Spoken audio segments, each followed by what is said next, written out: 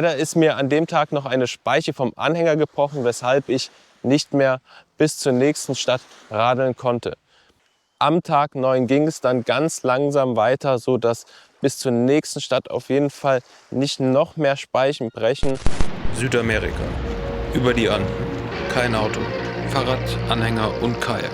Einmal abgestiegen, das war der Fehler. Jetzt wird erstmal geschoben.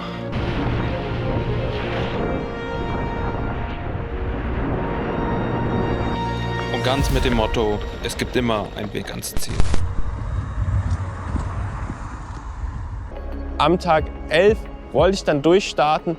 Allerdings, als ich in der Früh durchstarten wollte, ist direkt wieder eine Speiche vom Anhänger gebrochen, wodurch es unmöglich war, weiterzufahren. Und ihr merkt schon, die Räder hier in Chile und Argentinien sind alle nicht so stark. Das Ganze ist passiert, weil die Ausfahrt vom Campingplatz doch sehr steil ist. Und bei diesem Anstieg wurde das Rad einfach zu stark belastet mit all dem Gewicht auf dem Anhänger. Nun war das Rad wieder in Reparatur und um den Tag natürlich gut zu nutzen, bin ich auf dem See vor Ort kajaken gegangen. Und diese Aufnahmen könnt ihr jetzt sehen. So, jetzt geht's gleich los hier. Erste See-Session. Für das Kajak hier mal ausgefahren. Erste Mal in Argentinien. Jetzt geht's gleich hier auf den See.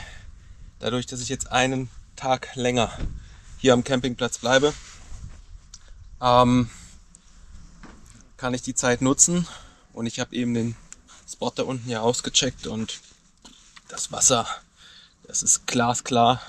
Wenn ich die Chance nicht nutze, dann wäre das auch blöd. Das heißt, jetzt geht's erstmal aufs Wasser, endlich. Nach den 300 Kilometern von Pucón hierher wird es Zeit, mal wieder nass zu werden.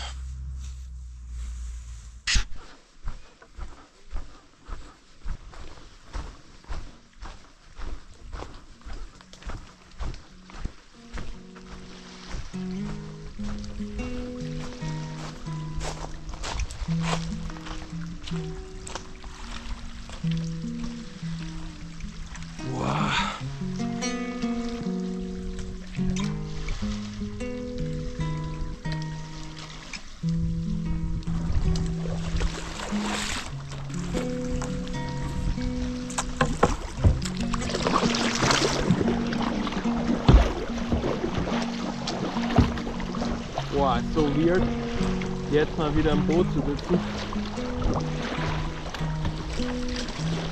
Es ist ein komplett anderes Gefühl. Boah, man muss auch erstmal wieder Gefühl aufbauen. Alter Falter. Nach 300 Kilometern Straße ist Bootfahren plötzlich mal wieder anders. Ich muss auch erstmal gucken, dass alle Verschlüsse gut zu sind, dass ich keine Karabiner an den Seiten verliere. Natürlich frühzeitig geprüft. Jo.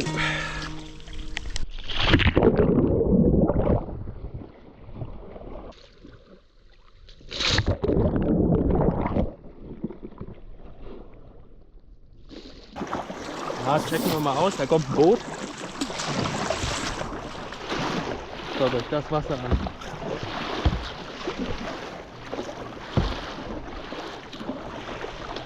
Mit dem Boot kommen natürlich auch die ersten Wellen.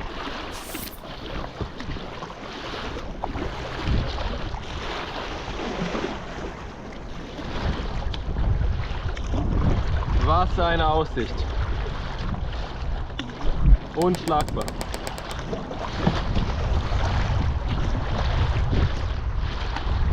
Patagonien. France, das ist Patagonien. Endlich. So eine Grundströmung läuft auf dem See, glaube ich, von da in die Richtung.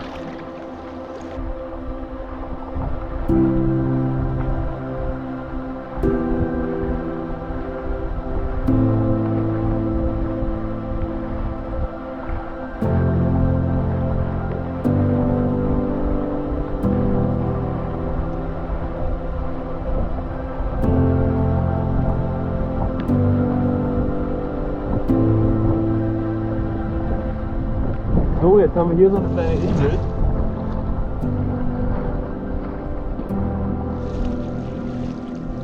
Wow.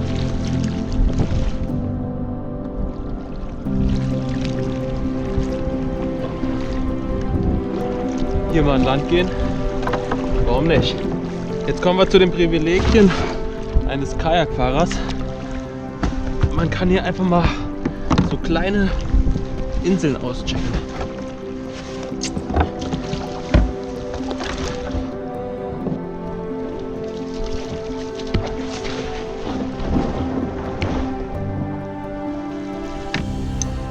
Hier unten ist mein Boot und wir schauen uns jetzt mal die Insel an.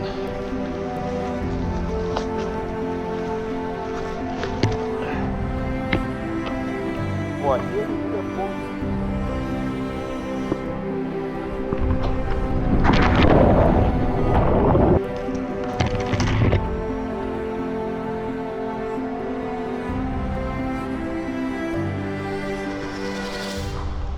Oh, jetzt habe ich die Vögel hier gestört. Ja, hallo. Wenn das nicht schön ist. Auf einer Insel mitten in Patagonien. Und hier bin ich nur hingekommen, weil ich ein Kajak habe. Und weil ich ein Fahrrad habe. Und mit dem Fahrrad und dem Kajak 300 Kilometer bis hierher gekommen bin. Und jetzt diese nice Insel hier auschecken kann. Mitten in Argentinien, in Patagonien. Was ein Traum. Schaut euch das Wasser an. Das Wasser sieht super aus. Und hier sind die Vögel. Die fühlen sich natürlich jetzt durch mich gestört. Aber ich bin ja nur heute hier und dann bin ich auch wieder weg. Und ich glaube nicht, dass hier jeden Tag Kajakfahrer anlanden. Scheint zumindest nicht so auszusehen, denn ich sehe kein anderes Kajak hier.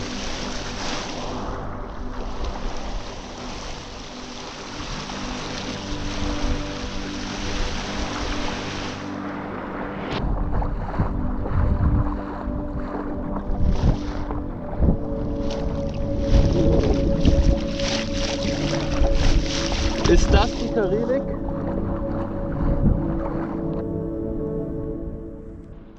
So, jetzt sieht man mal hier, von dort drüben bin ich gekommen. Und zwar da drüben der kleine Punkt. Das ist die Insel, wo ich eben war. Und hinter der Insel, an der Küste da hinten, da bin ich gestartet. Ja, wenn ich auf Seen unterwegs bin, dann mache ich das von der Navigation generell so, dass ich mir immer einen Punkt an der Küste oder an einer anderen Insel aussuche. Dann fahre ich gerade dazu hin. Und von dort aus suche ich mir den nächsten Punkt aus. Und dann erinnere ich mich immer, von welchem Punkt zu welchem Punkt ich gefahren bin. Das verhindert nämlich, dass man sich irgendwie in so einer großen Seenlandschaft irgendwie verirrt. Also man muss sich natürlich merken, an welchem Punkt man gestartet ist und welche Punkte man abgefahren ist. Ja, natürlich könnte man jetzt auch einfach hier querfeldein fahren und am Ende startet man einfach und am Ende weiß man nicht mehr genau, wo bin ich eigentlich gestartet? Und am besten macht man sich immer so kleine Punkte aus am Ufer. Zum Beispiel eine kleine Hütte oder ein bestimmter Baum, der sehr auffällig ist, eine Insel. Oder diese Stelle hier bietet sich auch an, das ist nämlich so eine Eckstelle von der Küste oder von einer anderen Insel. Die kann man sich auch gut merken. Diese Ecke war mein nächster Punkt und dahin, wenn ich zurück will, fahre ich als erstes hin. Dann von dieser Ecke fahre ich zur Insel und von der Insel fahre ich zu dem Punkt, wo ich gestartet bin. Genau, und jetzt könnte ich auch querfeldein dort rüber fahren. Das ist natürlich jetzt sehr weit. Und mir dort einen markanten Punkt aussuchen und immer auf diesen Punkt zufahren. Natürlich muss man dabei auch ein bisschen die Strömung berücksichtigen. Und dann kann ich, wenn ich dort drüben angekommen bin und zurück will, mich an diesen Punkt erinnern. Und zwar an diesen Eckpunkt hier. So mache ich das. Ihr könnt ja auch gerne in die Kommentare schreiben, ob ihr es anders machen würdet oder wie ihr das seht. Die Landschaft der Seen in Argentinien, in Patagonien, das ist einer davon. Ich hoffe, ich konnte euch einen kleinen Einblick geben. Und jetzt geht es wieder zurück auf den Sattel. Pschuh.